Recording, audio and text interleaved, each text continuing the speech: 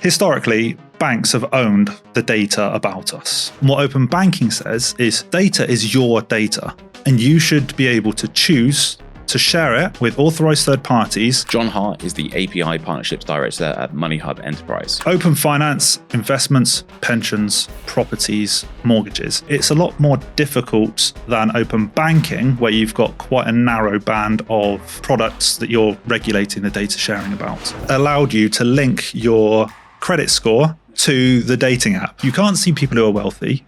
You can't see that people have got money. You can just see that they don't have crushing amounts of debt. Hope you love this episode. Please do let us know if you've got any ideas for topics you'd like to see covered in future. Thanks again for listening.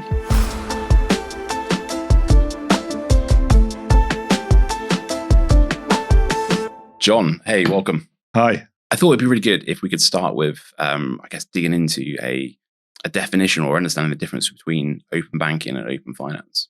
Historically, banks have owned the data about us. As we spend money, as we earn, everything that we do, the banks have kept that data for themselves. And they've owned the customer. That is the whole business model of a bank, is provide a current account, which is a loss-leading product, but then make money on other products and services that you can sell to that individual, because it's easier to go to your bank rather than shopping around, because the bank understands you, they know you, they can offer you products and services that are very well managed in terms of risk. Historically, the banks have kept your data to themselves. And what open banking says is the data is your data, and you should be able to choose to share it with authorized third parties to be able to take advantage of that data and that understanding. So open banking was kind of created off the back of PSD2. So PSD2 was the EU saying banks should share their data. Okay, banks should allow you to share your data with authorized third parties. Open banking is the UK's implementation of that. They took that EU directive and said, we are going to make it specific to the UK. And so open banking says that banks must allow consumers to share their data with authorized third parties. There's a set of standards that dictate that, and it's all very well defined. So that covers bank accounts, credit cards, e-money wallets, basically anything that is a payment account, your day-to-day finances. What open finance does is it extends beyond that. So open finance is extending into investments, pensions, properties, mortgages. Basically, it allows you to take anything that is you financially and share that with authorized third parties. So open banking is in regulation, that's already set. Open finance, we are working on, and it's not regulation yet, but it's being worked on now.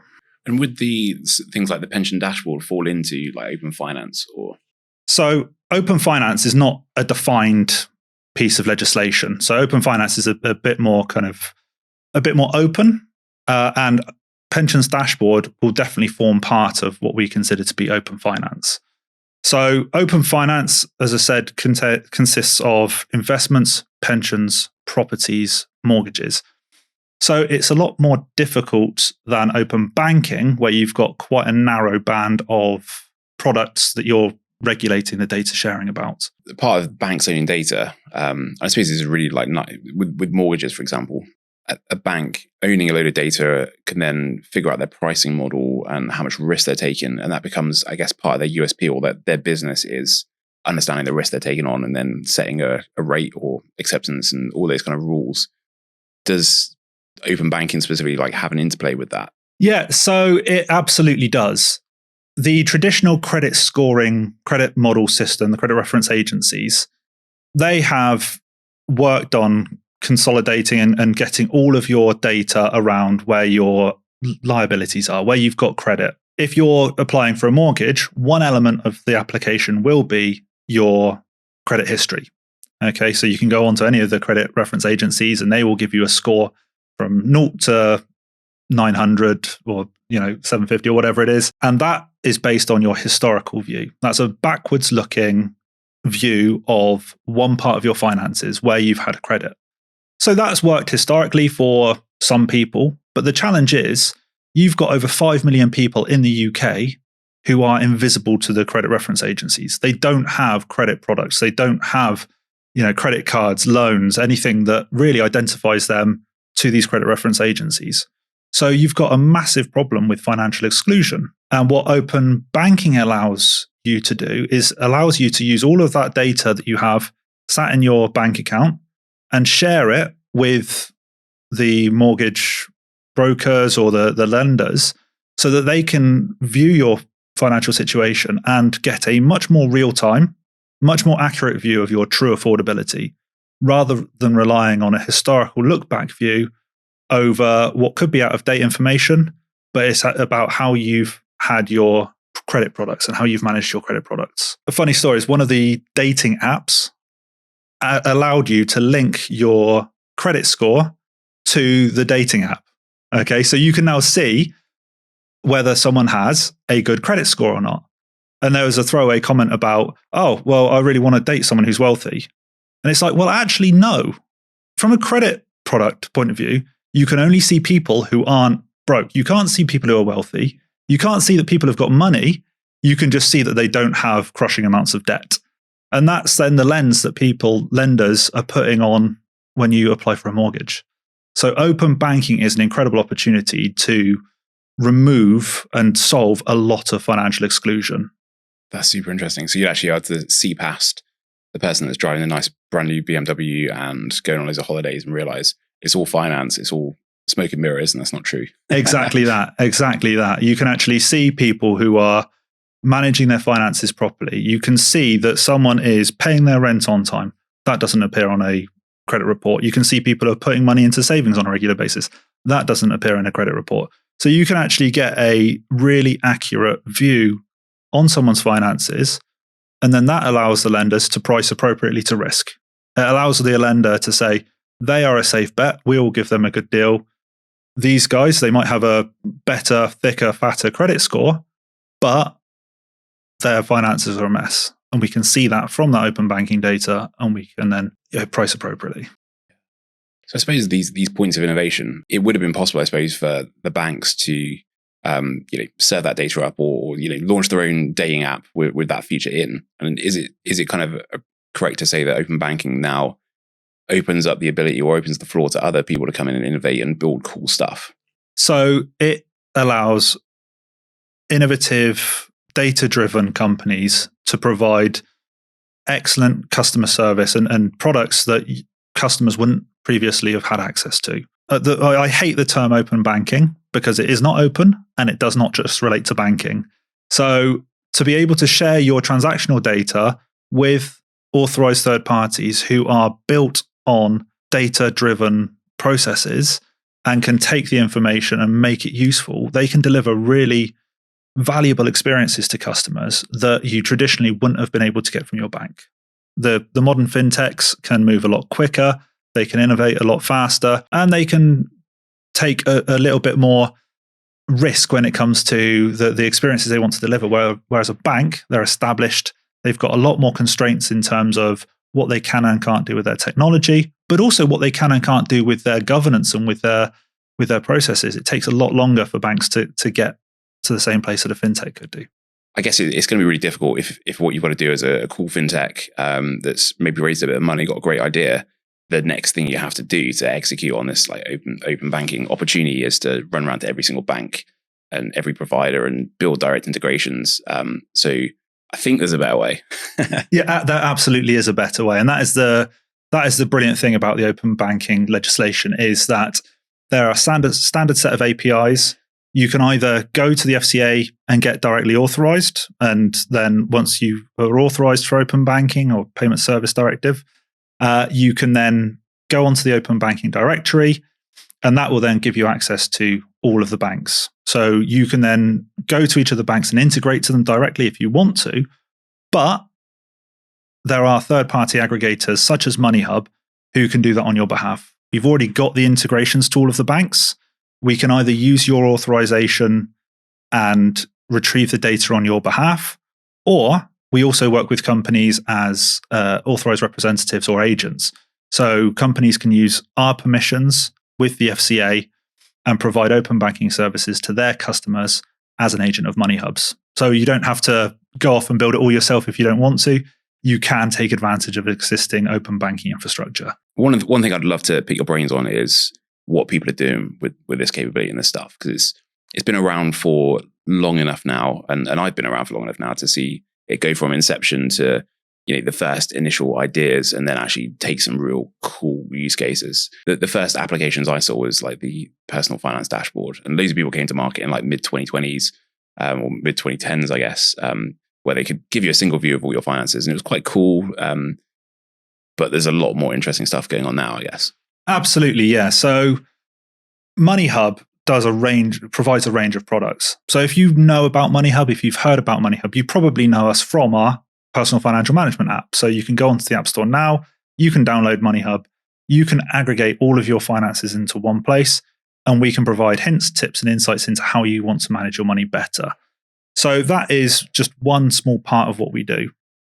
We work with companies and businesses to provide services to their customers. And those businesses can take a white labeled version of MoneyHub. So we can take the standard MoneyHub capability and we can tailor it to their to their business requirements. We can tailor it to what they're trying to achieve and the wider proposition that they have with their customers. It's all about what you do with the data. With open banking and open finance, being able to aggregate the data all into one place so you can see it, yeah, that's nice, right? But that is not where the value comes. Seeing it in one place is one thing. Using the data so it is valuable and useful, that is where people really benefit. So if someone aggregates all of their finances into one place and we can see that they're not paying enough into their pension, they're going to have a shortfall in their retirement, you can start to craft experiences using their current financial situation to help get to a place where they are going to retire in a comfortable way and be financially well. So we work with our customers and our clients to create those experiences within our white label app. The other way that we distribute MoneyHub is through our APIs. So all of the features and functionality that's available through the app is all available through our API portal. And that's really where we've seen a massive explosion in the different ways that people are using open banking and open finance. We've got some people that are taking all of our APIs and they're building out their own personal financial management dashboards and tools on top of it, but they are applying their own value proposition to that data and to that experience. So they can concentrate on that rather than doing the heavy lifting behind the scenes. Some people are just taking one or two of our APIs or an API recipe, a combination of our APIs to create an end use case, to create some really, really cool propositions. Things like smart sweeping propositions where you can identify someone's got a little bit of spare cash and sweep that into a savings account. So a real kind of like almost a point solution that you can drop into your own existing products and services, your own existing ecosystem to help people with whatever issues they're having in their finances. We've got some people that are tracking your carbon footprint of your spending. So you take the open banking data, we can take the categorized data and the counterparty analysis to identify where you're spending your money. And then they can then map that spend to a carbon footprint. And we've got one company who's doing a similar thing, but with where your money is invested. So you've got a pension, you've probably got a few pensions, maybe a stocks and shares ISA. All of those investments and pensions will be invested in companies. And so what this company is doing, what Sugi are doing, is they are taking that data from our APIs. They're then mapping where the holdings information is, where your money is invested, and mapping that to a carbon footprint. So you can see the impact of your pension on the environment. And then you can then make decisions about carbon offset options or investing in greener funds. So there's some really, really interesting use cases where you can take the data and then provide some useful information to people. That's really, really cool. I mean, it's an area I've thought about a lot and find really interesting. I know about open banking. I know about the APIs. I know about pension. I know about the climate impact of. There was a great study, I think, in one of the Scandi countries that showed actually changing where your pension is invested has like a 5 or 10 times bigger impact on your carbon footprint than going vegan, stopping flying, cycling to work is huge. It is frightening how much of an impact your investments and pensions have on the environment if they are not properly invested. Saying that, I had never spotted the connection between that and open banking and how you plug those two things together. And I feel like APIs is a tough thing to get your head around. How do you help people, I suppose, understand the points of innovation and what they can do? That is something that we have really worked on this year, is to try and make that something that's intuitive and easy to understand. So we have a whole range of APIs that you can take and build on top of. I always think of it as a list of ingredients, okay, where we've got all of the ingredients available through our API portal. You can take them, you can create whatever you want from those ingredients. But actually, most people, they need to see a recipe. They need to know what they want to cook. And so what we've been doing is creating what we're calling API recipes. And they are the end use cases. They are the things that people can build and the capabilities that people can build on top of our APIs that they can then offer to their customers. So a great one is smart sweeping, I've just mentioned, where you take the open banking APIs, you take the spending analysis APIs, and you take the payment initiation APIs, and you can then use that information to identify someone's got some spare cash and sweep it into savings. We've also got a rent recognition API recipe where you can take someone's transactional data. We can identify the rental payments. You can identify how often they're paying them, whether they've missed any, and then report that to the credit reference agencies to help people improve their credit score. So these are all little ring-fenced recipes where we've got a code snippet. You can drag and drop that code snippet into your development environment, and you'll have a basic working example of that API recipe. But what it really does is it helps inspire people to understand what you can actually do with this open banking and open finance data. And I've been checking. We've been talking loads as well. I've been checking out the fact finding recipe. I think that's awesome, because for financial advisors, the biggest kind of limitation on them helping more people and doing their work is onboarding new clients and understanding their financial position. And you're doing some awesome stuff on that front. Yeah, Fact Finder for us is really exciting, because what it helps businesses do is it helps them collect all of that information that they need to gather to understand their customers. And so in the financial advice area, it's a really interesting opportunity that we've got, a really exciting time where you can actually now understand people as they're onboarding into your service, exactly what their financial situation is. And so for a lot of the high net worth individuals and the people where you're providing full financial advice, that it will give you a great view of their current assets, their current liabilities, their cash flow, their current situation. And you can then onboard them into a full financial advice scenario. You can give them the service. Open banking, open finance is not set to replace a financial advisor. We want to make their lives easier. We want to augment their services, and we want to create more efficient processes for them so they can onboard them faster and easier. But where it becomes super valuable is where actually you might have customers or people inquiring about your services that don't quite qualify for your full service, or they don't quite meet your requirements. So if I went to a financial advisor and said, I'd like some financial advice, the first thing they're going to ask me is, do you have any short-term debt? Do you have 3 days worth of rainy day savings funds? Are you maxing out your workplace pension? If the answer is negative to any of those three, please go away and work on that and come back when you've got some actual useful money, right? And so I go away, I do that, I work really hard.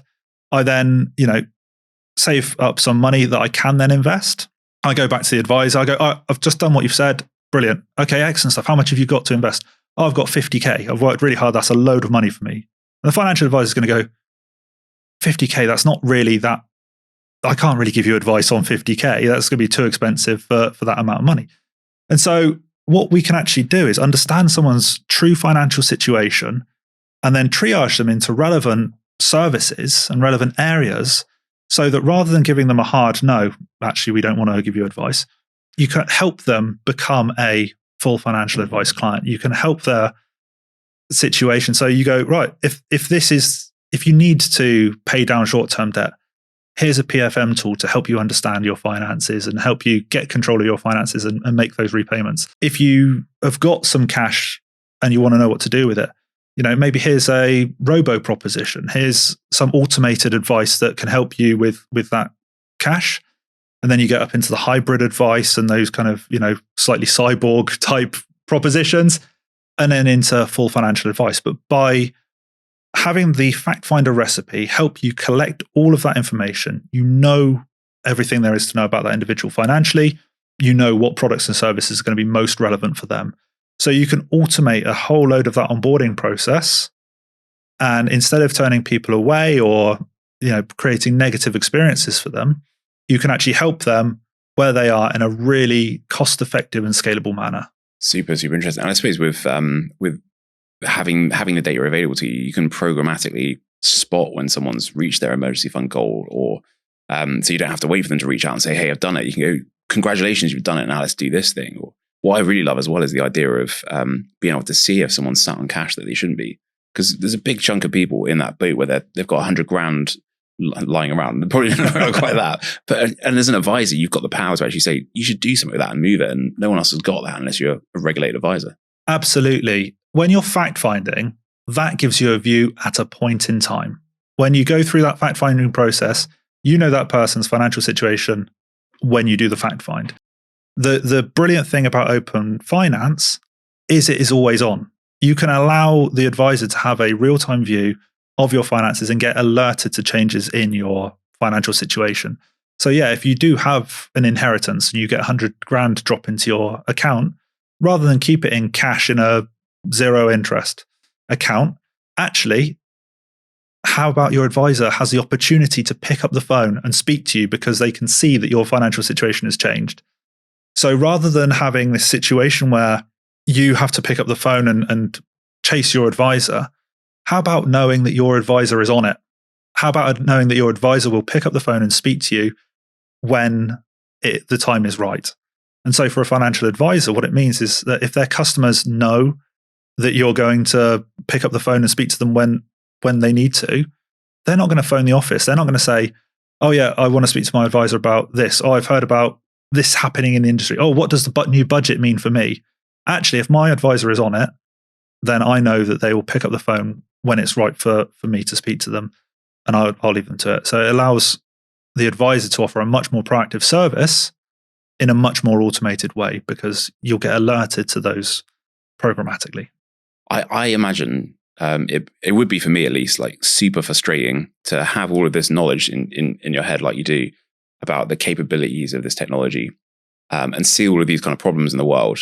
And like, how do you draw a line between what I suppose MoneyHub is, what you are, and where is that line in terms of the problems you solve and how far you go with these solutions? MoneyHub as a company, we work with other businesses to solve their problems or help them solve their problems. We are a facilitator. So with the white label solution, we are helping people improve their financial well-being, and we are designing experiences with our clients and with our partners to help support those customers. Our mission is to help people improve their financial well-being. That is absolutely what we do, and we are trying to help people across a range of problems, from making ends meet and getting from payday to payday, through to making your money work harder for you, and actually the investments and pensions you have work a lot harder as well. So, but we work with our clients to solve those problems. So we work with a really wide range of clients to help leverage data and insights to solve their clients' needs. We touched earlier really briefly on pensions dashboard, and it feels like a huge, really interesting subject. So I'd love to kind of circle back to that and get your thoughts. Yeah, so pensions dashboard has been around for years. It's been talked about for many years. But in essence, what it is that as you've gone through your working life, you have had numerous workplace pensions that haven't followed you. So where you've worked, you've had a pension policy, you've then left that place of work, and that pension has stayed invested with whoever that workplace pension provider was. You might have invested in some personal pensions. You might have an old final salary DB scheme as well. There are billions and billions of pounds in missing pension pots, pension pots that people have forgotten about. So they reach retirement, they've forgotten about a pot that they invested in 15, 20 years ago at some workplace that they had. So what Pensions Dashboard does is it allows you to go into a pension dashboard and put in some information about you, and then the pensions dashboard program will go off and it will find all of the pensions you have, regardless of where you've worked, regardless of whether they're final salary DB schemes or whether they're DC schemes. And then it will return it to you in a very standardized format. So the pensions dashboard is we could do a whole podcast on pensions dashboard alone because it's such a comprehensive project. But we see it as being an absolutely key part of someone's financial world. And we are working with our clients and with the regulators to get us in a position where we can provide pensions dashboard to individuals and where our clients can provide pensions dashboard to their customers. So the pensions dashboard itself is a really highly regulated, really standard offering. So if you have a pension dashboard from your bank, that should look exactly the same as a pensions dashboard from a pension provider. It should look exactly the same as a pensions dashboard from a fintech. The pension dashboard itself has to be standard.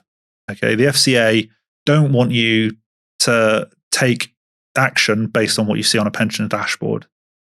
They just want to be able to give you a view of what your monthly return or what your monthly earning is going to be from that pension policy. Where it becomes really valuable is when you can then export that data into a modeler or into some form of post-view service is what they're called. What we're doing is we're working with our clients to provide that standard dashboard. And a lot of our clients are looking to white label a MoneyHub standard version of the dashboard. So what they can then do is concentrate on the value-added services of these post-view services. And that is when you get the consolidation journeys and the journeys where people can take their pension data and provide or perform valuable operations on that. Will that solve letter of authority and information request issues for financial advisors? I feel like I'm asking on behalf of IFAs there that this is the biggest problem, like for pension consolidation, is tracking them down, but then also putting authority in place and getting information back so they can actually then give advice on guaranteed annuity rates or some of the complicated DB stuff.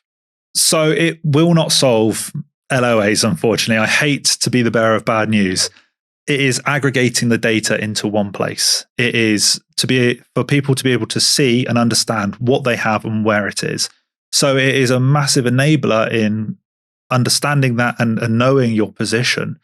And for financial advisors, it will help massively in terms of understanding a true picture of someone's retirement provisions and someone's pension provisions. But it will not solve those latter problems of LOAs and the advice that you give on it. What we are doing is we are layering open finance on top of the pensions dashboard project. So the pensions dashboard will pull back a very superficial level of data, where it's invested and what the calculated monthly return on that is going to be. So we are then enriching that data with the information we can pull back from the pension providers through open finance. So you can then understand the actual fund value. You can understand the holdings information within that pension. And that will then help provide advice and guidance on those holdings, much more than what you would typically get back from a pension dashboard. And I guess looking ahead the next kind of 5 or 10 years. So the LOA information request stuff is I guess another challenge that needs to be solved. Are there any other like big icebergs that you see coming or big challenges that will be fun and interesting to tackle? There are loads of challenges across the financial services sector of inefficiencies and processes that you have to follow that will get solved in the coming years. I think there is a huge opportunity for generative AI and your chat GPTs and that sort of stuff to help solve a load of those problems. The challenge is that chat GPT is a generic, open, AI model. The real value comes when you then add in a view of someone's finances. If you can give a generative AI model a view of someone's finances, get access to that data and understand their financial situation, you can then start to use generative AI to perform some really valuable tasks, such as letters of authority and writing suitability reports and understanding individuals. So I think that as fast as technology goes, as fast as AI is progressing, one thing that is going to be absolutely key is access to data. Understanding the individual, understanding their financial position, and then feeding that into these incredibly advanced AI models will really help solve some really comprehensive and complex problems down the line. Jon, I'm absolutely blown away. That was super cool. I'm pumped. Thanks so much for your time and insight. Thank you for having me. Cheers. Thanks.